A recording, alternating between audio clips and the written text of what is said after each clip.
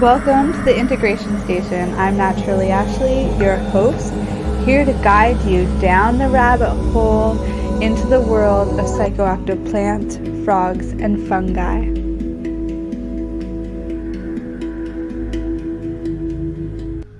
Hey, it's Naturally Ashley here, your host on Pace Radio. I've got a special guest with us today, Dr. Felty. She's a naturopath doctor, a mind and body healer, and a psychedelic guide. On today's episode, we're going to dive into some deep subjects like hope, connection, humility, realness, and vulnerability, subjects that you don't often hear from the doctor types.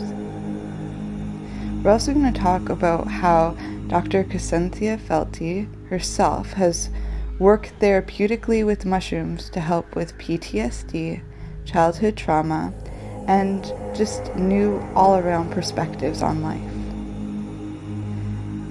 We later dive into her experience with ayahuasca, where she was able to release fears about her body, sexuality, and uncover her own powers for self-healing. So without further ado, I'm going to continue the intro here, and we'll dive in so you can meet this wonderful soul. You're listening to the Pace Radio Network, here at paceradio.net.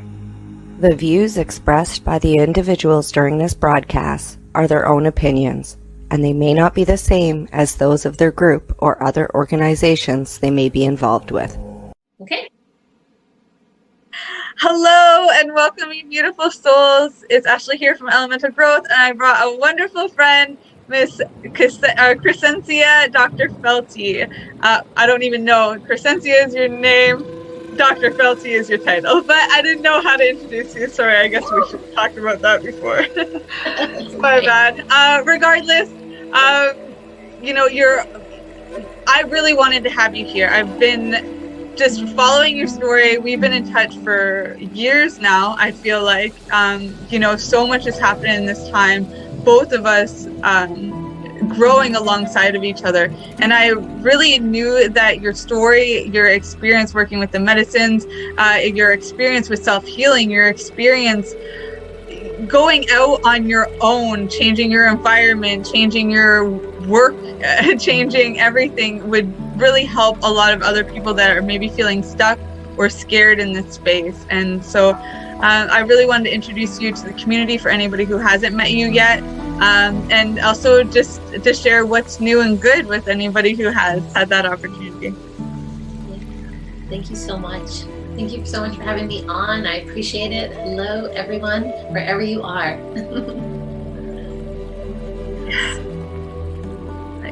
So, how do we want to start this? Just let everyone know, where you started, what inspired you to become a doctor in the first place? Okay, so what inspired me to become a doctor in the first place was through my own illness. I had, at 14, I was diagnosed with an incurable inflammatory bowel disease called ulcerative colitis. It was very painful. I had lots of symptoms. I was in and out of the hospital. I was on a lot of medications. They gave me a lot of different kinds of medications. When the medications would fail, they recommended to remove part of my stomach and my colon to help with the symptoms. And I never really got answers. I never really got education on healing. And after so many years of pain and in and out of the hospital and procedures and side effects, which I'm grateful because this medicine, emergency medicine really helped me. But when it came to the chronic symptoms, I wasn't really being helped. No one was really teaching me what to eat, how to take care of my body, how to breathe, why I even developed this disease in the first place. No one really understood. And so it really fueled me to start looking at alternatives. It fueled me to look at natural medicine. And really it was my mom. She went to a natural health food store and said, my daughter's really sick. They want to remove her stomach. what can we do to start healing her stomach naturally? And they gave her aloe vera juice. They gave her some digestive enzymes to help me digest my food. And this was all new. We've never gone to like a natural health food store prior to this. I didn't even know what aloe was back then. And that's what fueled me to then start looking at diet and lifestyle. And when I moved to Chicago, a lot of people around me, I was working at a gym, they really started teaching me how to work out, go to a chiropractor, go see an acupuncturist, maybe start taking herbs, get off processed foods. At that time, I was eating a highly processed diet. And so that's really what led me slowly, is really just trying to heal myself and calm down any symptoms that were really angry. They were really loud. It was debilitating. I lost jobs in the past because of how much I had to call off of work. And I know a lot of people who have inflammatory bowel disease struggle with this, even to the point where they actually have to be on disability and not work at all. So that's really the path that led me to, okay, let me learn about chiropractic, let me start taking vitamins. And then I went to chiropractic school at first. But when I was there, I really fell in love with internal medicine, nutrition, using food as medicine. And they had a naturopathic medical program there. I never even heard of naturopathy before. But as I started learning about it and understanding how this medicine has been in existence for 200 to 400 years, and really all of our ancestors were using this kind of medicine of plants and diet and breathing and emotional healing and removing the things that are making you sick, which it seems so logical, but right now in our current paradigm, we're so far removed from that. It's like, oh, you're sick, let's turn off those symptoms. Your body's not working right. But the body's, you know this, right? It's so intelligent that our body speaks through symptoms. It's trying to talk to us. It's trying to help us. And I've learned that through naturopathic medical school, becoming a naturopathic doctor. And then that's really what led me to start learning about mental health, emotional health, spiritual health, and how these are the foundation to the physical. So honestly, Ashley, the very first thing that really helped me significantly was doing an emotional release ceremony, writing a letter to my parents of all the things that I was resentful for, all the things that I really was angry about, that I was holding on to. I had a natural medicine doctor tell me, why don't we start here? Why don't we remove some of this emotional weight that is eating you up inside? And it was after that I really saw a huge difference. And then combining that with diet changes, my symptoms went away. I started getting off medications and weaned myself off. And it's been 11, 12 years now, medicine free. I've never had surgery.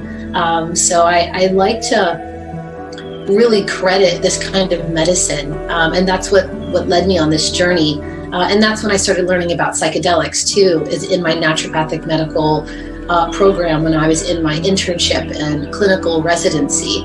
I had friends who introduced me to a psychedelic meetup group in Chicago where psychiatrists were getting together, learning about the research, learning about what was coming out, and understanding all these really incredible results for anxiety and depression and OCD and PTSD.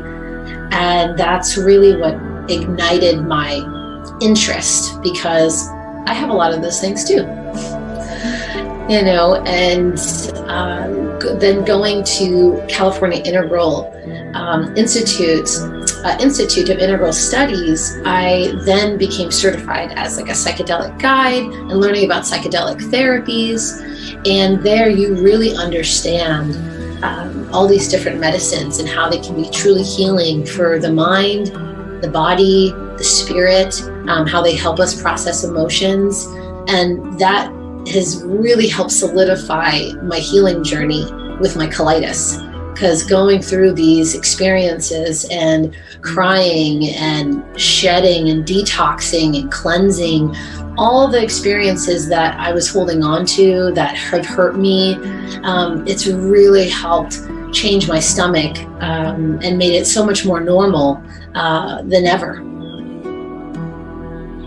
Yeah, it's amazing that, you know, no surgeries were needed at all. You know, I had doctors tell me that I can conceive a child. You know, these kinds of things, they're possible so long as we get out of our own way, right? And I think that's what you're saying there. Is like the body is so intelligent, it already has programmed into it everything that we need.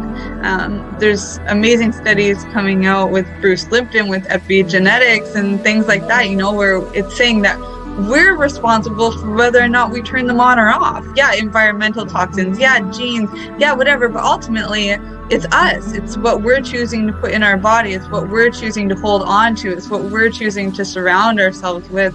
And I think you've done a really amazing job so far at you know, doing the introspective work and figuring out, yeah, this is working for me, this is not. This is where I want to be, this is what sucks. And, you know, we can let go of this. You know? Yeah. Just let it go. So, yeah. Are you still using the journal work today? Have you developed this practice anymore into the releasing? So you asked about journey work? Journaling. Journey work too. Of course I want to hear about that, Elsa. Yes. So journaling, it's interesting. So when I first did that ceremony where I wrote a letter, and then after I wrote this letter, I spoke it out loud, I read it out loud, and then I burned it. But since then, I would say that I do journal. I think it's a really important piece of emotional digestion. You know, when I'm feeling scattered, when I'm feeling stressed or overwhelmed, there's many techniques to use, right? Breath work and exercise and deep breathing and all of those things. But journaling, I really like to process, to organize thoughts, to really let go of stuff that I might be holding on to. And I try to do that whenever I feel the call. I like that intuitive journaling. Yes. Well, and I've learned, actually, you know, I've gone from black and white thinking. It's all or nothing, right? If you're not, go big or go home is kind of how I've always thought. And don't get me wrong, there are times where I still feel this way. But I'm learning how to reel that back and see the gray. See all the different shades and be open to all parts of that spectrum and maybe have more balance where it's not all or nothing. You know, it's more of when it feels good for you. So, thank you. Yeah. So when it comes to the journey work, you know, psychedelics, you know, this is the integration station. You know, there's tons of integration tools, but, you know, it starts with the experience. And, you know, there's different experiences we have. The psychedelic experience always feels like many, you know, many lifetimes can fit into one ceremony. So yeah, I love that, you know, you found your way in holistic health. You found it with, you know, these alternative therapies with nutrition, and then psychedelics called out to you. Tell me some more about that, about your own journeys, about, you know, how they've helped you in your life, and then we'll dig in a little bit more because I've got a lot of questions around here. So, let's see, how do I begin? I would say in the beginning, I first used psychedelics recreationally. I had no idea what I was doing. It was just for fun. And then I started using them more intentionally. I would be in the woods, literally in like a national forest, at a campground, or by a river. And I started having pretty big experiences every 3 to 6 months or so for a little bit of time. And when I was up there, I really started to see the trees differently. I really started to see nature differently. I started to finally feel connected to the earth in a way that I was unaware of before. And I remember standing with these huge, huge trees, just looking at them with such awe and such wonder. and going, wow, you help me be here. Like, we are connected. You know, I am you and you are me. And I just started having these experiences that really started to shift my consciousness, shift my awareness, and really see the harmony between nature and me and nature, and how there really isn't a separation there. It's only the separation that I think is there. And so that was incredible. And I've journaled, you know, I've journaled a lot in those experiences, and it's really interesting to see what has blossomed from those journeys. But a lot of it, I would say, is just this, oh, wow, pure respect and reverence to nature is really what started this.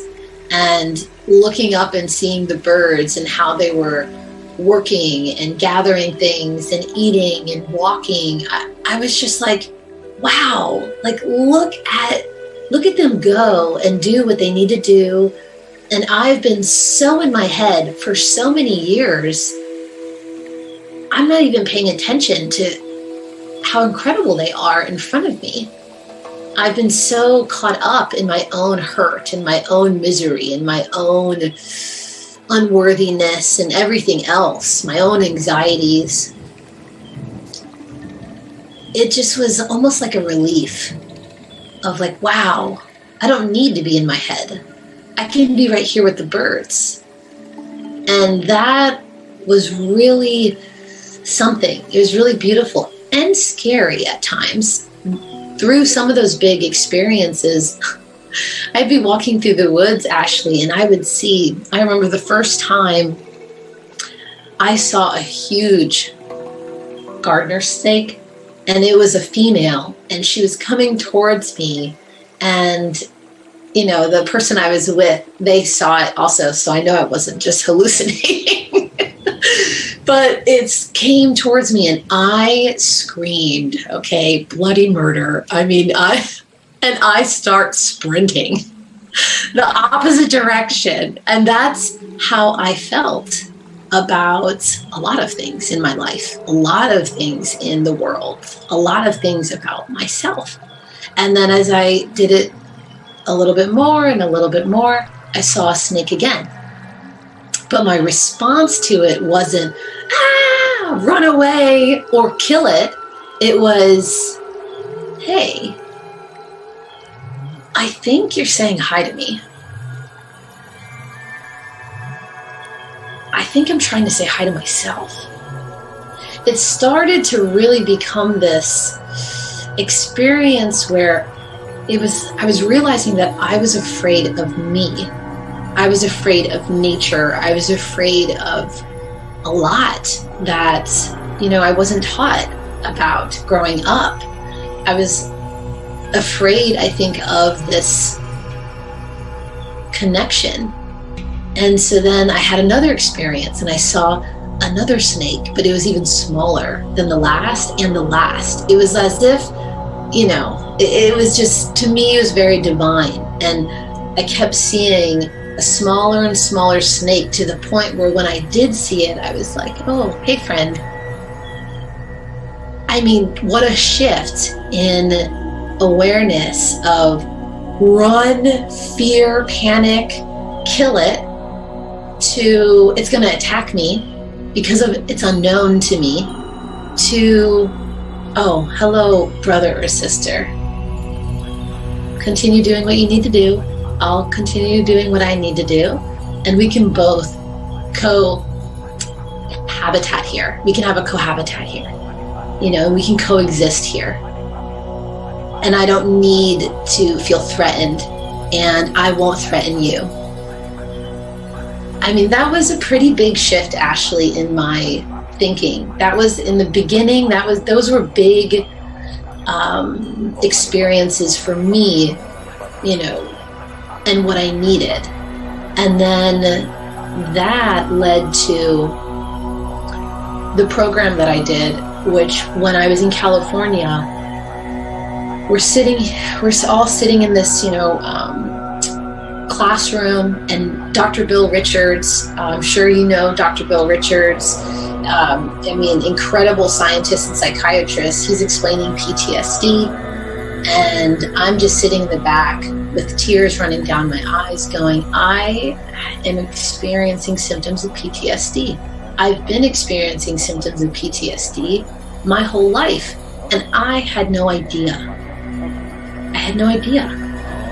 And I realized I was exactly where I needed to be, and I learned how to work with psilocybin, these beautiful mushrooms, in a clinical way, in a healing way to heal PTSD. And so I went to work.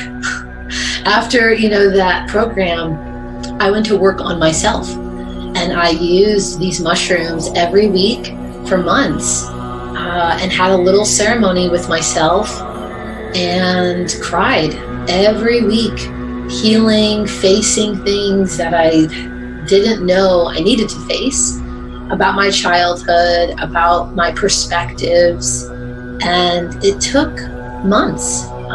But I remember afterwards, friends kind of going, I don't know if you should be doing this so much. You're really different. You're so much calmer. I'm like, yeah, that's the point. That is the point. And I listened to myself when I was ready to not do it anymore or slow down. I did. And then that's when I got the call to do Aya. And the timing was right. And I started learning about ayahuasca in my program and learning more about how it can possibly work on our genetics and how it can heal intergenerational trauma. And I was intrigued. I was very intrigued. And she was calling to me, I would say maybe a year or two prior to that, but I wasn't ready at all. So after working with, psilocybin for a while, I then finally felt, okay, I'm ready to do this. I went down there, and those experiences were difficult and delicious. So delicious. But I think because I did so much work prior to going, because there were a lot of people around me that didn't do prior work, and it was not that type of experience for them. I remember having one ceremony and just being like in awe, tears of joy running down and smiling, and just like, this is wow. And then the woman next to me was in hell and I was in heaven. And she afterwards was like, how are you in this space? And I'm like, well, I worked on this in this space a while prior to coming. And I think it really helped, but it wasn't all that. It was a mix of things. And I would say that was really all about, again, working on my stomach and the function of my stomach. I developed so much shame around my stomach. I developed so much shame growing up around sexuality, around being female, around who I was. And so it really helped uncover that, show that, highlight it. And it gave me really good key messages to take away and kind of chew on and integrate. And, I know we talked not too shortly after that first one, or really it was my second weekend in April. But I would say that the biggest message in that one, that first weekend, was to not be afraid to do what you're passionate about, to speak your truth, to not be ashamed of your body, to not be ashamed of how it works and how it might work differently than other people. Don't be afraid or ashamed to be human, and I would say those are the biggest things. And I went there looking for answers for my career, and it really just said, hey, don't be afraid to work with psychedelics. Like, be okay with doing group healings and facilitating ceremonies and supporting people on these journeys. And, educating people gently on this information and helping them. You're listening to the Pace Radio Network here at paceradio.net. Growing your own cannabis is easier than you think. Whether you're growing for recreational or medical purposes, BMA Hydroponics has everything you need to succeed. From the standard 4-plant recreational systems to the latest cutting-edge hydroponic equipment, BMA can customize your package and do it at discount prices. Visit BMA Hydroponics at 404 Maitland Drive in Belleville and ask us for a free estimate. Or call 613-967-9888 and we will give you an estimate over the phone. The only way to go.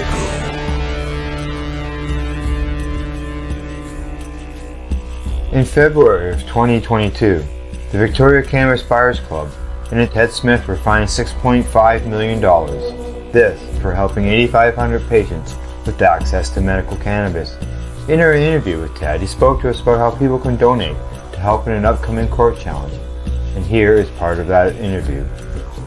From what I've seen lately, I believe that you've got something that you're trying to do as far as fundraising to deal with this next court challenge. For now, people can write checks directly to Jack Lloyd Law Corporation or send e-transfers to savethebcbc@gmail.com.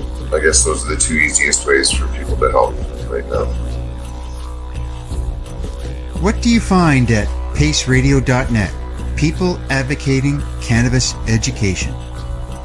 A doctor's job is to relieve your pains, and when it comes to growing cannabis, the biggest pain is trimming. Let Dr. Buck Cannabis Trimming Solutions take the pain away. Whether you're a home grower or a commercial operation, we have the cure. From 4 plants to 400 plants, garden size doesn't matter. Dr. Buck Cannabis Trimming Solutions comes to you with years of experience and professional discreet service. It's simple. We trim your weed, and we do a damn good job. Visit drbuckcts.com to book your trimming.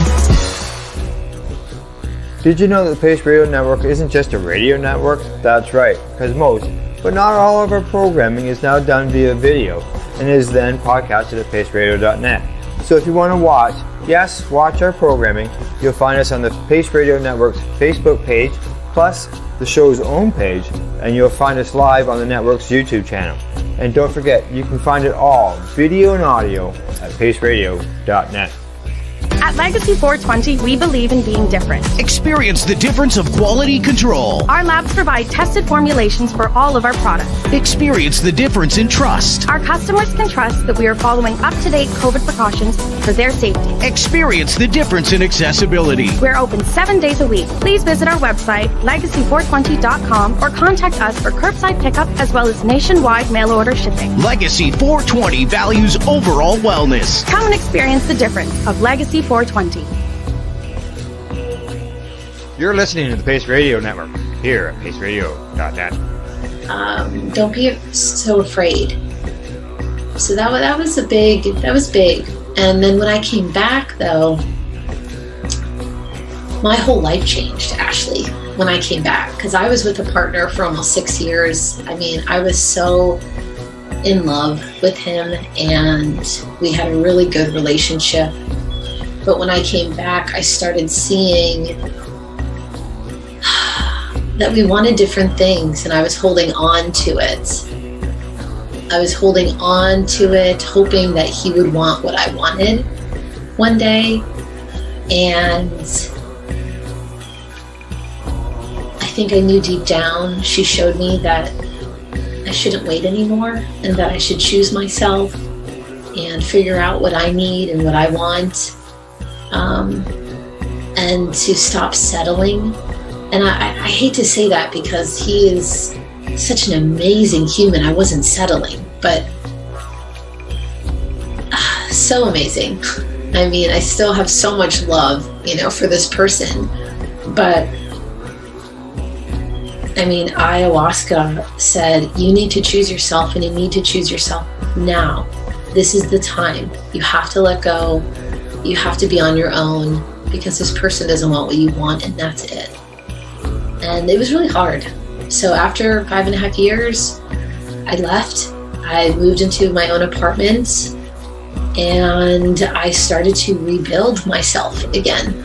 And that was really hard.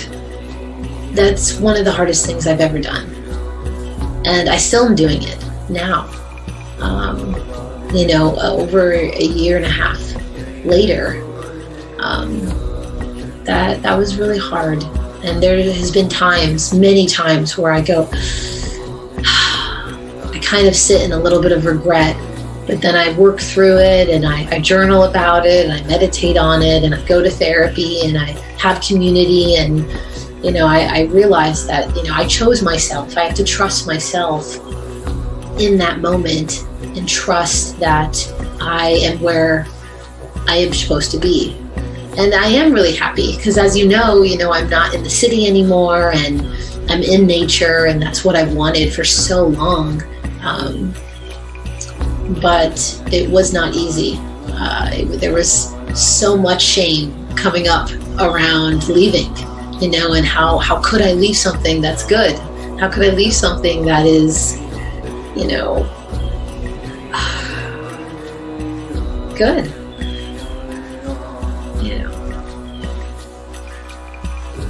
It's the path itself. It is hard. Letting go is hard. We do this thing called a Trinity text, me and clients, for anybody who doesn't know or hasn't experienced this. And one of the first things we do is let go of the fears, the false evidence that appears real. Then we let go of the ants, those automatic negative thoughts that are going through our head, like, oh, I can't do this, or I'm lonely, or whatever. It's like, I am are the most powerful words. If you're associating that with the fear, then that means you're making decisions out of fear instead of passion.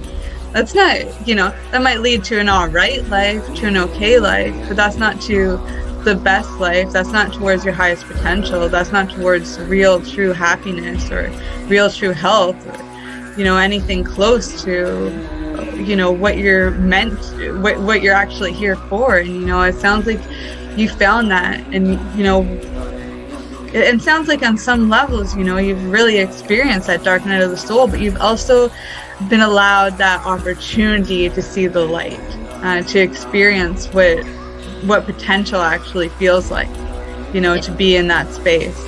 And for so many of us, that's enough to keep moving towards a direction that may even be unclear, or because it's not paved. We're the ones doing the hard work. We're the ones doing the paving, and it's like, oh man, there's dust everywhere.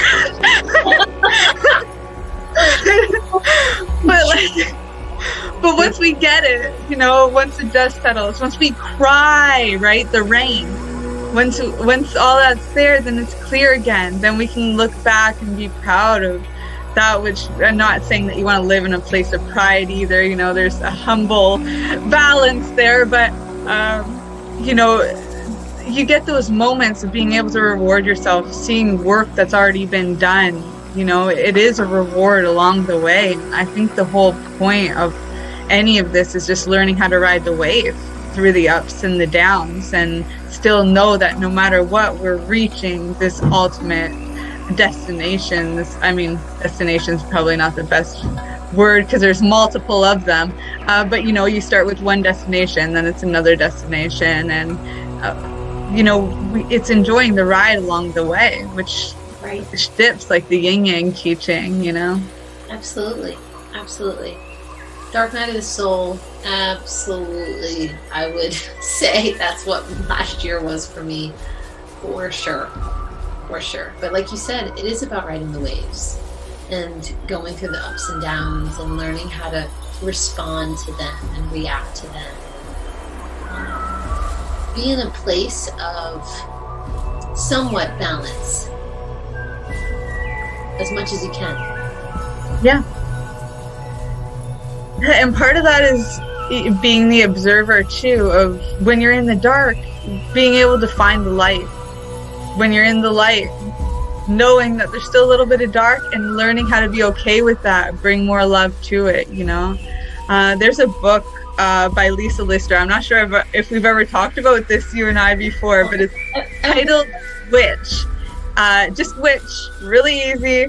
And Lisa Lister, amazing writer, especially for women empowerment, women's health, and she's all natural, doing her witchy thing. And this book, it changed me in so many ways. And I got the audio version. I've listened to it a million, well, maybe not a million times. I'm definitely exaggerating.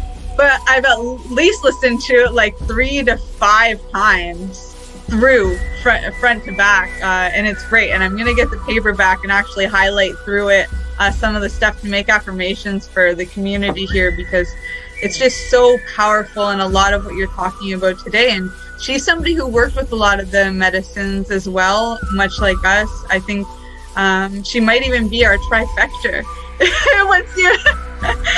Because she's been these places and she's gone against the patriarch. A lot of her thing is talking about the patriarch, and you bringing up your relationship here and wanting different types of things. Yeah, life could have been good, but you're meant for more. Being a healer in this space, which is mainly man dominated, even chiropractor and acupuncture, they're both still mainly man dominant. And so it just brings this peace to women to know that there's these things from our ancestors that we need to release. It's not all our stuff. Some of this anger, some of this confusion is because it's not us or from us. It's from a past version of ourselves that's still programmed into our DNA. And that one of the best ways that we can release this is through journaling, so that there's a type of understanding. It's through crying, through wailing. My mentor, Dr. Dan, his partner, Sonia, she talks about this primordial wailing, like just getting it all out. Me, I just got a husky puppy. I'm all about the howl. Like, let's howl at the moon. Let's align with the moon, right? Yeah. Call in the wolf pack for miles around, and work it through it in community is one of my inspirations for hosting this podcast, introducing each of you to each other in this way where, I get to be in my genius of one-on-one, but also you guys get this opportunity to share your stories and work on allowing that little voice to be big and be heard. So in the book, Lisa Lister talks a lot about that. When she started doing dream work and working with the medicines, a thing that she kept seeing was her tongue being cut out. And she's like, even though it's not her that had her tongue cut out, she realized and saw the fractal of all the areas in her life where she was quiet. She was quiet in her relationship. She was quiet in her first career. She was quiet. And once she was able to find her voice, now she's like this amazing author in this niche market that still doesn't get enough respect that it's due. And yeah, I really recommend it. I really recommend her, and I think it would be an asset. Okay, absolutely. I definitely will check her out. And it's interesting that you bring her up, and her book is called Witch, because in one of my experiences, I had what you would call a bad experience or an educational experience, depending on who you talk to. But what I feel had happened was that I had a realization that at some point in my ancestors, or I was feeling a collective energy or emotion with specific women who were being hunted and burned for their practice in natural medicine, in psychedelic plants. And it made me realize that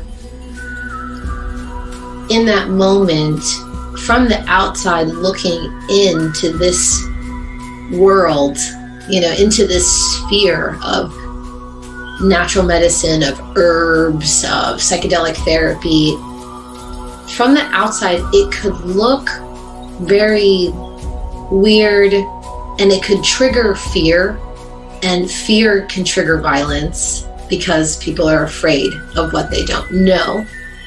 And it made me realize, as I've been continuing to do research in shamanism, especially with females in shamanism and everything else, and where we are now, kind of in this patriarchal society, how we have come from a place where women were leading medicine and religious ceremony and community gatherings while the men were supporting the women.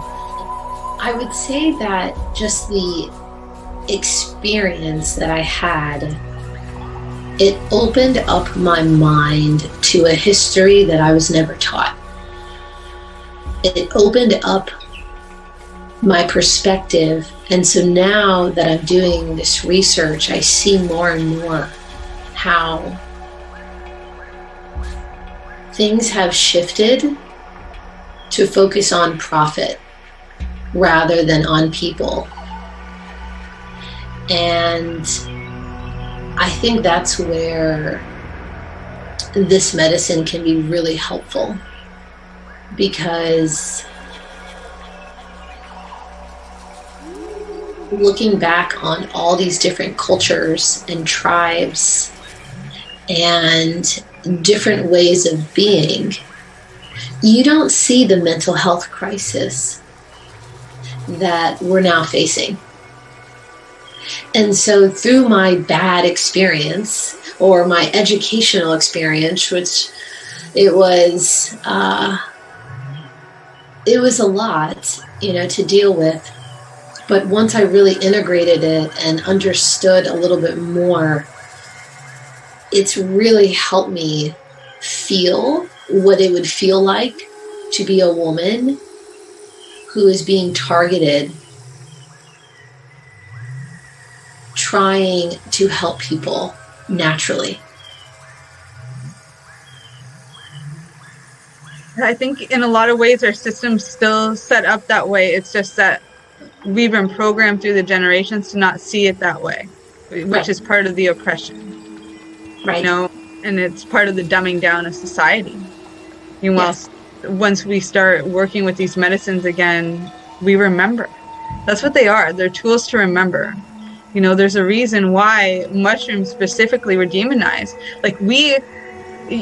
Somehow, some way, like cannabis can grow everywhere, but it doesn't anymore. Somehow that kind of ended. But mushrooms, it didn't.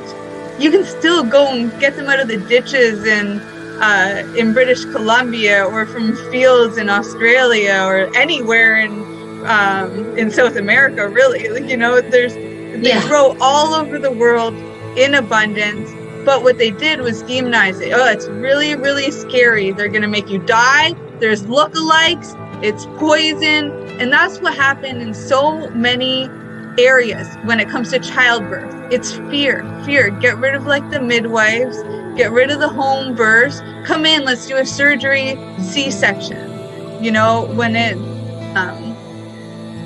it's hospitals are great for emergency. Yes. Yes. It's set up perfect for that.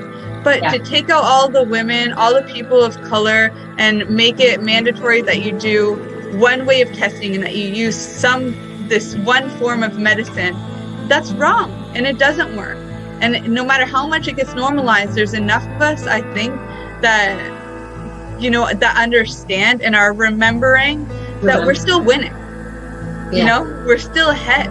We always feel like, oh man, we're behind. There's so many people ahead of me. It's like, thank God, because now you get to learn from every single one of those guys. And, where they fell short, we get to learn from history. That was another thing in the book. It's his story.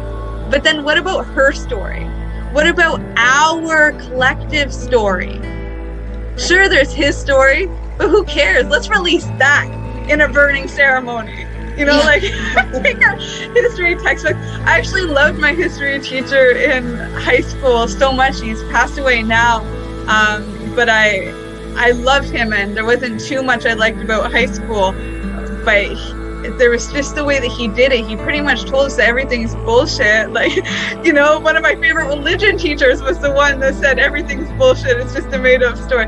Those were the people that held on to me and helped shape my mind to know that, to keep it open, not like everybody else, telling me I'm wrong, I'm bad for not following it to the T. So I love this. I love you. I love everything that you're saying. I feel like we could talk for forever if we do. We'll do it again soon. Okay. Sooner than later. Okay. So I guess I got a couple of last questions and I'll let you go because I know you're on a time limit here. First, what piece of advice do you have for anybody here that's maybe just starting this journey?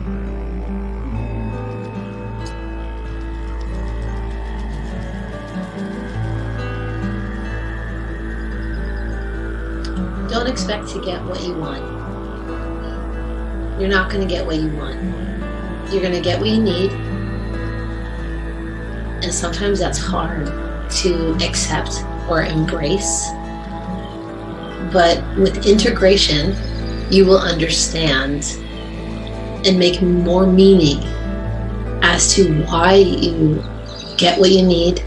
And sometimes getting what you need is exactly what you want. And it's beautiful and it's blissful, but not always. So there's so much literature out there talking about how beneficial and how positive an experience you can have on these medicines. And yes, you can. However, in order for you to get to positive experiences, you have to go through negative experiences that you might not want to be facing. You might have to go through negative feelings like grief and sadness and sorrow and frustration that you maybe not have felt in your childhood or younger experiences that your body needs to process. It needs to help you release those things through feeling them and allowing yourself to shed those things. But the only way to do that is through it.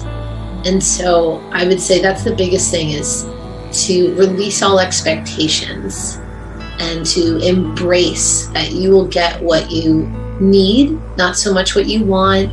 And integration is the most important step. The medicine is a tool, it's a technology, it's incredible for us. However, we have to do the work. Once you have these experiences, life doesn't become perfect. Life isn't easier because you've had these experiences. Like Ashley, you were saying, we're just able to ride the wave and not get hit so hard and fall over and drown and we're feeling like we're treading water. Now you're riding the waves and you can fall down and you go, okay, I know what it's like to be here. I'm okay with here. I'm all right. I know that I'll be up again. And you're able to be more resilient. You're able to see things. Wait for your wave.